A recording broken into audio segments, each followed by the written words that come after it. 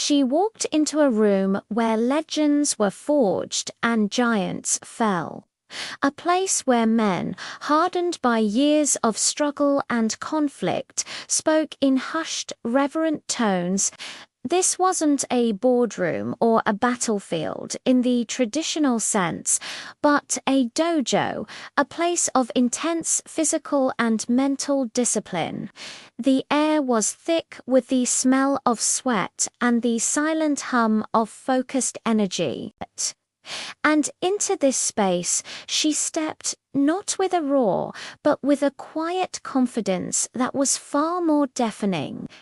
Her name was Alara, and she wasn't there to prove a point to anyone but herself. She didn't carry the rippling muscles or the intimidating scowl that many of the men wore like a badge of honor. Instead, she had a calm demeanor, her eyes holding a depth that seemed to understand the very essence of combat without ever having thrown a punch in this particular circle. The men watched her, their curiosity mixed with skepticism. Some whispered, others just stared. They had seen many come and go, full of bravado, only to be humbled by the unforgiving nature of their training.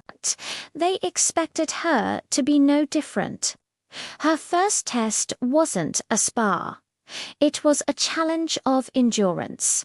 The sensei, a man whose face was a roadmap of 1,000 fights, instructed them to hold a low horse stance.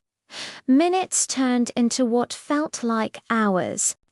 Muscles screamed, sweat poured, and one by one, the younger, stronger-looking men began to falter, their legs shaking uncontrollably before they collapsed. But Alara remained, her breathing was steady, her expression serene, as if she were merely waiting for a bus.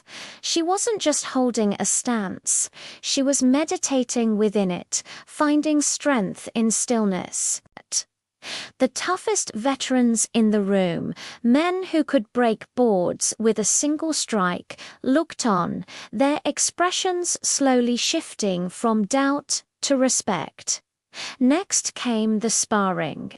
Her first opponent was a young, eager fighter, convinced he could overwhelm her with speed and aggression. He lunged, a flurry of kicks and punches. Alara didn't meet force with force. She moved like water, flowing around his attacks, redirecting his momentum, using his own energy against him. With a simple, almost effortless twist, he found himself on the mat, not hurt, but utterly bewildered. There was no taunt, no triumphant cry from her.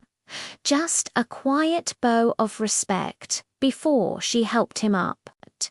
She faced opponent after opponent, each one a different puzzle of strength, speed, and strategy. She never won with brute force. Her victories were lessons in efficiency, in understanding the delicate balance of an opponent's body and mind.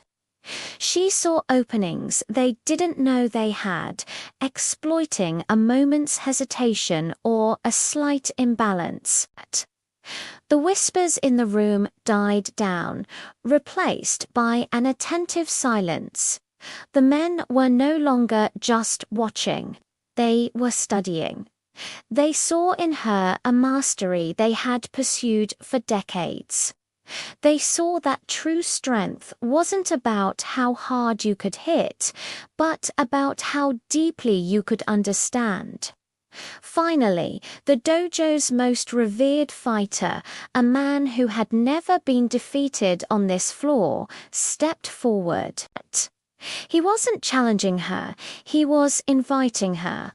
It was a dance of equals. For 10 minutes, they moved in perfect synchrony, a blur of motion and intent.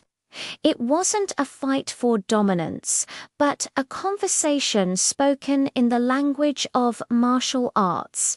When it was over, they stood, chests heaving, and bowed deeply to one another.